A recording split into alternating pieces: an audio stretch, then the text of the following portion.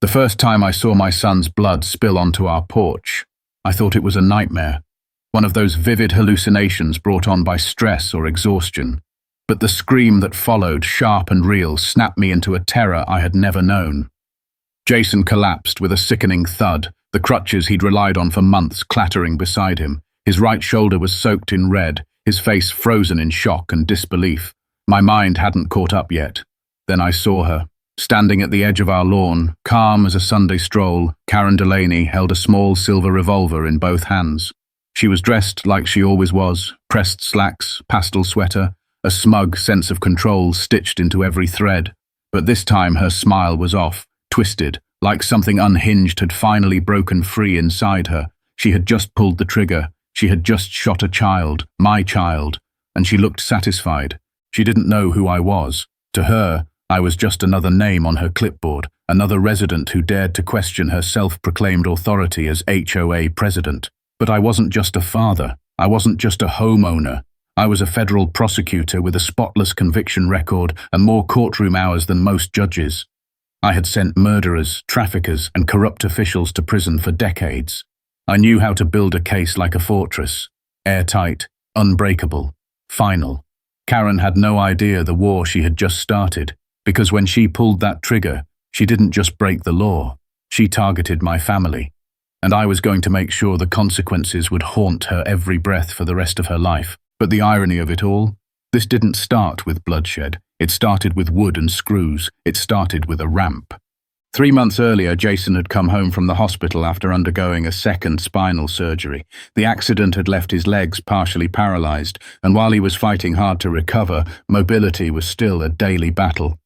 So we built a ramp. Nothing extravagant, just a clean, well-designed wooden ramp leading from our front steps to the driveway. It complied with all city codes and had even received written approval from the local zoning office.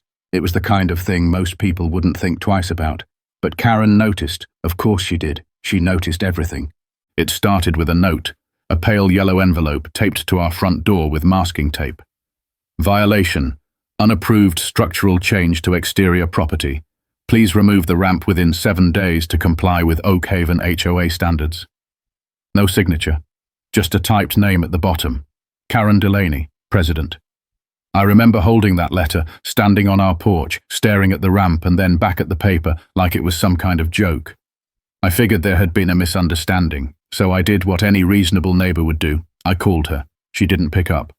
I emailed her the approval documents. I even printed them out and slid them into her mailbox with a friendly note. 2 days later, she showed up at our front door. She didn't knock. She just stood there until I noticed her through the living room window. I opened the door cautiously, and she launched straight into her speech. "This is a neighborhood, not a rehab facility," she said, glancing at the ramp like it disgusted her. "We have standards, curb appeal, property values to consider. You can't just install whatever you want because of a situation." She said situation like it was a stain on her blouse. I explained calmly that Jason had a disability, that the ramp was legally approved, that I could show her the paperwork. She waved her hand dismissively. "You're missing the point. You're bringing down the appearance of the entire block." From that moment on, I knew this wasn't about rules. It was about control. Karen didn't like what she couldn't dominate, and the ramp, it wasn't just wood and nails. It was resistance. Proof that someone had the audacity to say no to her checklist of imagined regulations. The next week, she fined us $100 per day for non-compliance. The week after that, she hosted a beautification committee meeting and made veiled comments about unsightly additions to homes. I attended that meeting, sat quietly in the back, and watched as she tried to rally the neighbors with fear. Do we want this neighborhood to look like a hospital ward? Because that's the direction we're headed. I tried to take the high road. I brought her coffee one morning and offered to meet halfway, paint the ramp, add decorative railings, anything to make it more visually appealing. She declined with a stiff smile. "You don't negotiate with rules," she said. "You follow them." And then came the more sinister signs. Our mailbox was dented one morning. Our therapy dog, Bailey, came home limping with what looked like a scrape from a sharp object.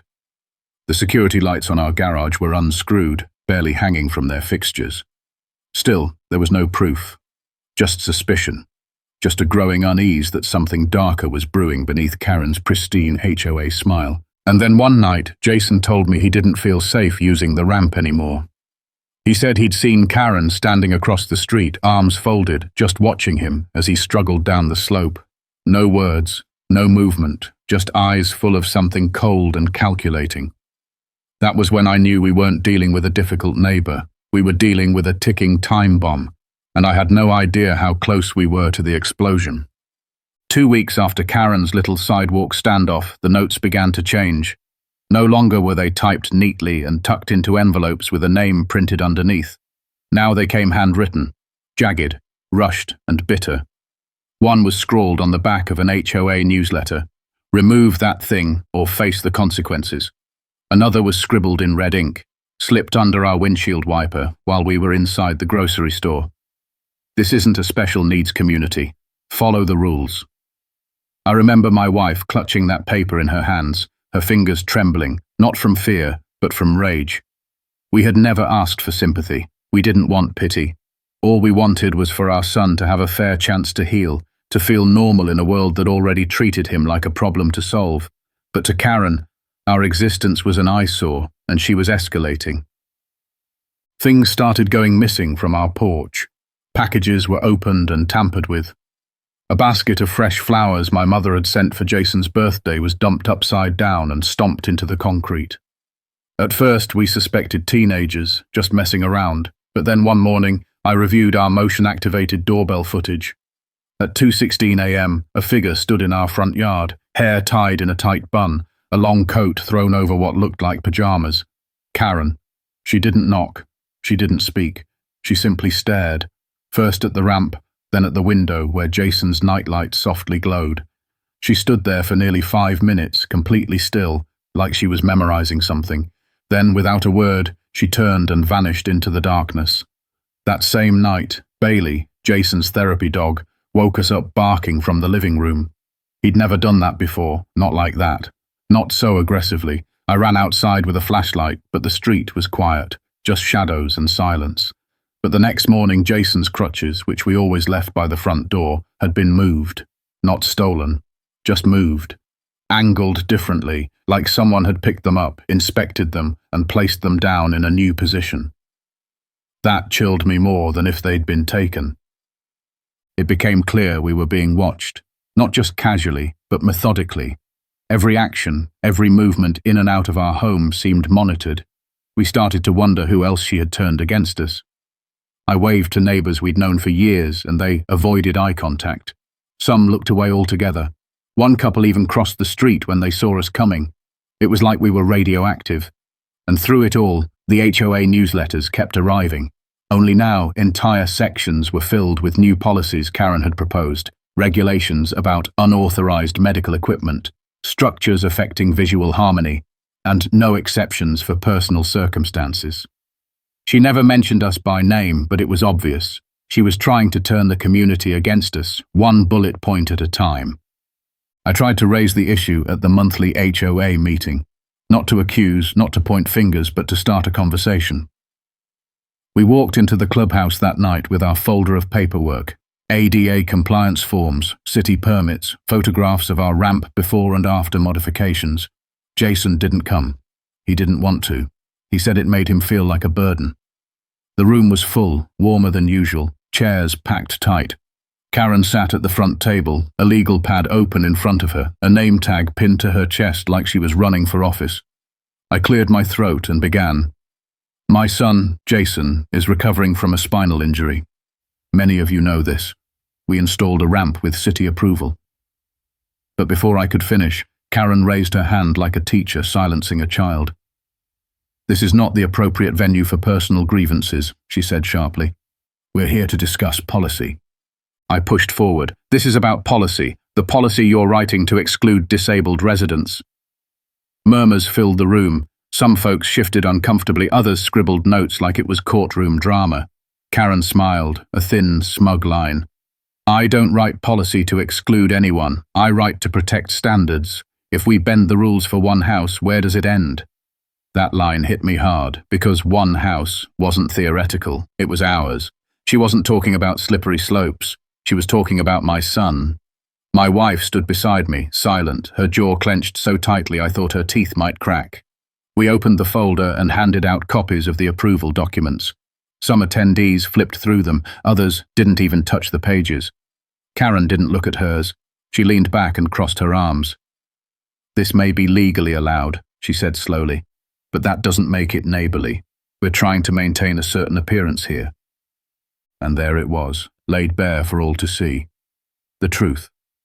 This wasn't about rules or order. It was about what she wanted the neighborhood to look like, who she wanted to be here, and more importantly, who she didn't. I looked around the room, searching for someone, anyone, to speak up.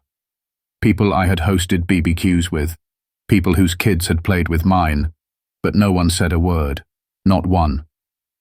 The silence wasn't just compliance, it was betrayal. We left that meeting with our heads held high, but inside, I was burning. Because now I understood. Karen didn't just want to tear down the ramp. She wanted to tear down the idea that families like ours belonged in her world. And if the community wouldn't stop her, I would. It was a warm Saturday afternoon when the fuse finally burned down to its end. The kind of golden day where the sunlight filters through the trees just right, and for a moment, everything seems peaceful. Jason had just returned from physical therapy, tired but triumphant. He'd taken 7 steps without support, and we were celebrating the milestone the only way he wanted, with mint chocolate chip ice cream and an old action movie playing in the background. Bailey, his therapy dog, dozed near his feet, and the 3 of us were smiling, hopeful, maybe even happy for the first time in weeks. That brief peace was shattered when we heard the sharp slam of our garden gate. I stood up, confused. No one was expected, and the gate was heavy, too loud to be the wind. Jason looked toward the window. Then came the voice. "You think you're above the rules?" The voice was sharp, clipped, venom-laced. Karen. We froze. I hurried to the front, but Jason, ever curious and ever brave, rolled himself toward the porch. She was already halfway up the path, her movements jerky, wild. Her hair, normally pinned into that severe little bun, had begun to fray at the edges, and in her hand, unmistakably, was a gun. My blood turned to ice. Jason's voice cracked. "Miss Delaney, what are you doing?" She didn't answer. She pointed the gun toward the house and screamed, "That thing has been here long enough. Your kind think you're untouchable, but not here, not in my neighborhood." My wife ran to grab the phone. I reached for Jason to pull him back, but everything happened too fast. Karen's hand twitched. The shot rang out. Jason's shoulder jerked backward and he fell, the ice cream bowl shattering beside him, mint and red pooling together in surreal contrast. Bailey lunged forward, barking furiously, but Karen backed away, arms still raised, her expression not fear, not even regret, but something worse. Satisfaction. She was proud. I rushed to Jason, pressing my hand to the wound, shouting his name, feeling his warm blood slick against my fingers. His eyes were open, glassy with pain, but he was conscious, barely. My wife sobbed into the phone, begging the dispatcher to hurry. I shouted for help, screamed loud enough for the neighbors to hear, but the street remained eerily silent. Doors stayed shut, curtains remained still. When the paramedics arrived minutes later, their urgency was a blur. Jason was loaded into the ambulance, my wife climbing in behind him, and I was left in the yard with my hands shaking and my chest heaving. Karen was gone, fled, probably back to her house just 3 doors down. I looked at the shattered ice cream, at the blood streaks on our ramp, at Bailey whimpering beside me, and something inside me clicked.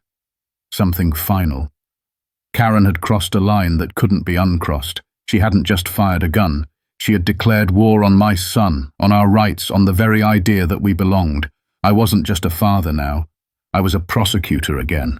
And this time, the trial would be personal. At the hospital, things moved quickly, but not quickly enough. Jason was taken into surgery within 20 minutes. The bullet had torn through soft tissue, but thankfully missed vital arteries. Still, he'd lost a lot of blood, and the doctors were cautious. My wife sat beside me in the waiting area, her hands stained red, her eyes hollow. "She could have killed him," she whispered. "She wanted to. She aimed at him on purpose." I nodded, too angry for words. The sterile hallway buzzed with fluorescent lights and muted foot traffic, but for us it felt like everything had frozen in place. The world had stopped until Jason came out of that operating room. And while he was inside, I started working. I called my assistant district attorney. I contacted the county police and demanded that Karen be listed as an armed suspect.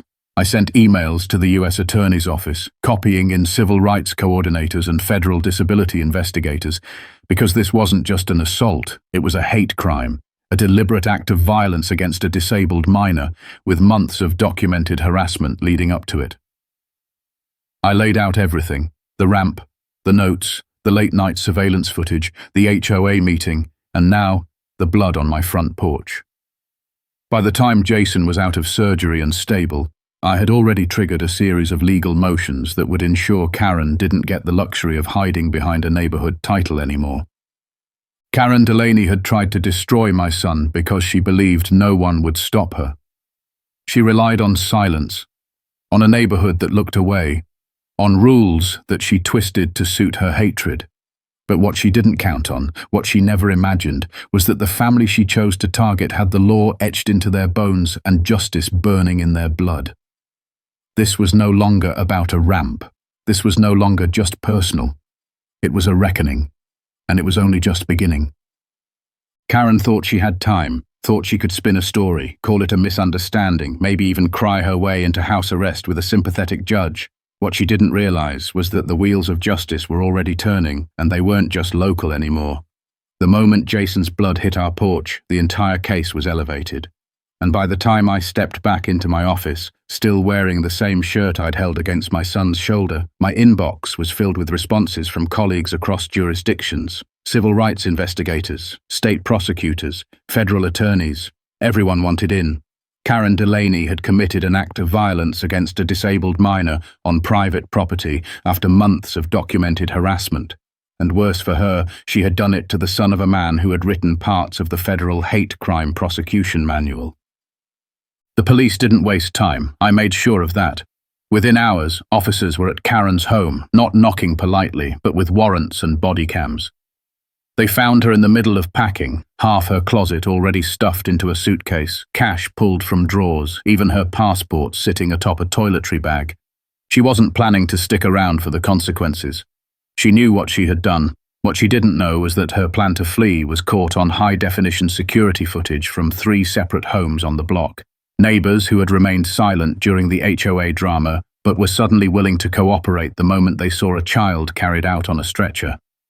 Her fingerprints were on the weapon, a .38 revolver she had taken from her late husband's desk and hidden inside a ceramic pot near the back patio. Police recovered it easily, and the ballistics matched the slug removed from Jason's shoulder. Then came the digital evidence, emails to HOA members calling our family problematic, references to removing obstacles by force if necessary, and social media posts that were so thinly veiled they may as well have used our names. She had written just days earlier, "Some families believe rules don't apply to them. Time to remind them who sets the tone." And in a private neighborhood group thread, she had even joked about finding creative solutions to enforce HOA standards. These weren't isolated comments. They painted a pattern of obsession, of premeditated malice. The story hit the local news first, then regional outlets, and within 48 hours, national reporters were reaching out for interviews. They all asked the same question: how could this happen in a quiet suburban community? The answer was simple. It happened because no one expected the bully in pressed slacks and a clipboard to snap. But she did, and now the law had to respond. Karen's arraignment was swift. She was denied bail due to the premeditation, the firearm, the flight risk, and the overwhelming evidence. She stood there in a beige jumpsuit, her hair undone, her face pale. For the first time, she looked small, powerless. And when the judge listed the charges, attempted murder, aggravated assault, possession of a firearm during a felony, and federal hate crime enhancements for targeting a person with disabilities, she didn't even blink. She just stared ahead, like none of it applied to her. I had recused myself from direct involvement in the case, of course. It was a matter of ethics. But behind the scenes, I made sure the right people had everything they needed: witness statements, medical records, HOA documents, emails, security footage, testimonies from neighbors. I didn't need to be the one delivering the opening statement in court. I just needed to make sure Karen never again had the power to harm another family. And when the trial date was set, we prepared ourselves. Jason would testify remotely, a decision made to minimize trauma, but as the date drew near, he came to me one night, quiet but firm. "Dad," he said, "I want to be there. I want her to see that she didn't stop me." The courtroom was packed on the first day of trial.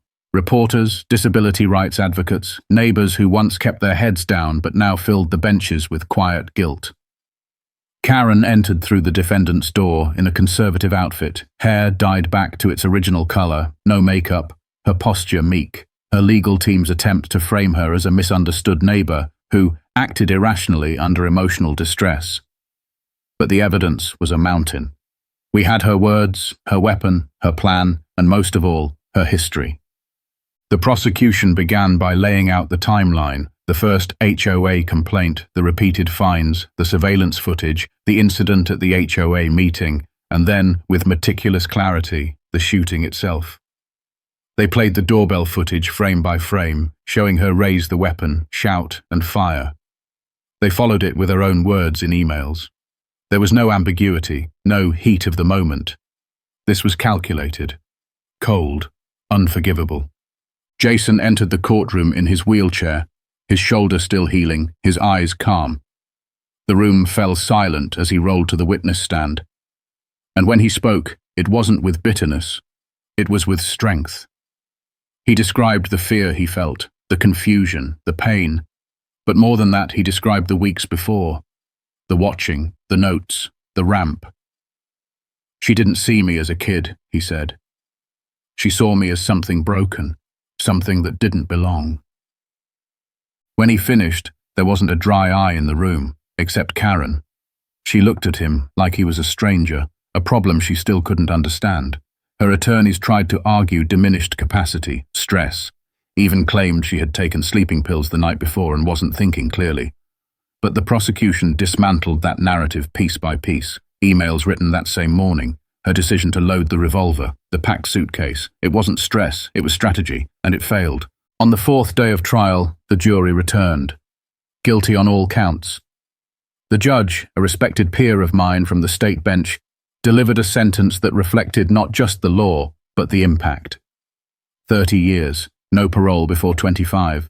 A permanent mark on her record as a violent criminal with a hate crime conviction. As she was led out of the courtroom in handcuffs, she looked at me for the first time, not as a neighbor, not even as a father, but as the force that had brought her entire world crashing down. And I didn't flinch, I didn't nod, I didn't even blink, because this wasn't about vengeance, it was about justice. And now, finally, justice had been done. The months following the trial felt like walking out of a burning building, smoke still in our lungs, but the fresh air finally within reach. Jason was healing, slowly but surely. His shoulder required physical therapy, but his spirit remained intact, stronger even. He wasn't the same boy who once hesitated to roll down the sidewalk alone. Something in him had changed, hardened maybe, but also brightened. He had faced evil and refused to let it define him, and we, his family, stood behind him, inspired and ignited. But the damage Karen had done rippled beyond our property line. Across the country, people reached out. Letters poured in from other families, mothers whose children were denied ramps, veterans evicted for needing service dogs, students who'd been told their wheelchairs violated campus aesthetics. Our story had stirred something raw and long suppressed, and with it came a realization. Jason's pain wasn't just his, it was shared, and that meant we had work to do. With the settlement funds from our civil suit against the HOA and Karen's seized assets, we launched the Equal Access Initiative, an organization dedicated to defending and empowering disabled individuals facing discrimination in housing communities. The first phase was legal. We hired a small team of attorneys to provide pro bono assistance to families being harassed for basic accommodations. The second was educational, seminars, public service campaigns, and neighborhood trainings on ADA rights and inclusivity. But the third phase was Jason's vision, a community space, not just a building, but a sanctuary, where people with mobility challenges could gather, find support, and most importantly, be seen. He called it the Ramp House, and he designed the logo himself, a stylized ramp curling upward into a sunrise, a symbol of progress, resilience, and hope. We hosted the ribbon-cutting ceremony 1 year to the day after the shooting. The same lawn where Jason had been shot was now a celebration ground. Neighbors who once looked away now stood in support, holding signs that read, "Access is freedom and hate has no home here." Local businesses donated snacks and flowers. The mayor gave a speech. Even state representatives showed up, pledging new legislation inspired by Jason's case. But the most powerful moment came when Jason took the stage. No notes, no teleprompter, just him and Bailey, now a national mascot for service animal rights, sitting loyally beside his wheelchair. Jason looked out over the crowd and spoke slowly. "A year ago, someone tried to erase me, not with words, but with a bullet. Not just me, but what I stood for. My right to live, to move, to be part of this world without having to apologize for needing help. But I'm still here, and because of that, we're all standing on this new ground together." He paused, his gaze firm. "We will not let fear dictate where ramps can be built. We will not let bigotry hide behind neighborhood rules. We belong here. We always did." The crowd erupted into applause, and I stood there, tears in my eyes, my hand on my wife's shoulder, thinking, this is justice. Not just the kind handed down in a courtroom, but the kind that outlives fear and grows into something stronger. Just days later, we received a letter. It arrived in a plain envelope with no return address, but the handwriting was unmistakable. It was from Karen. She was writing from prison. The tone was awkward, somewhere between apology and justification. She claimed she'd had time to reflect, and that prison has a way of making you see things differently. She said she regretted what she did, but also wrote, "I only wanted order. I never expected things to escalate." My wife read it first and handed it to me without a word. Jason glanced at the envelope but didn't open it. "I don't need to read that," he said. "Not now, maybe not ever." Then he looked at me and added, "Forgiveness isn't something you write on a piece of paper. It's something you prove over time. And even then, some things can't be undone." He was right. Some things leave scars, but scars aren't the end of the story. They're the proof that healing happened. And our family? We didn't just heal, we grew. We connected with communities across the country. Jason was invited to speak at disability advocacy panels. He became the face of a youth campaign called Roll Forward, helping young people with mobility challenges fight for their rights in schools and public spaces. Bailey even got a feature in a national magazine. And as for the Ramp House, it's become a blueprint. Other cities have reached out, asking how they can build their own. What started as a simple structure to help our son move in and out of his home had become a movement. Not in spite of what happened, but because of it. Every so often I drive past the street where it all began. Our ramp is still there, freshly painted, adorned with flower pots and solar lights. Not hidden, not minimized, celebrated. It's more than just an access point now. It's a symbol, a reminder that fear cannot win where there is courage, that hate cannot thrive where communities refuse to look away. Karen Delaney tried to silence us with a gun, but what she didn't realize was that courage can echo louder than any bullet, and that in the face of cruelty, some families don't just survive, they lead. They change laws, they change lives, and they never stop climbing, one ramp at a time.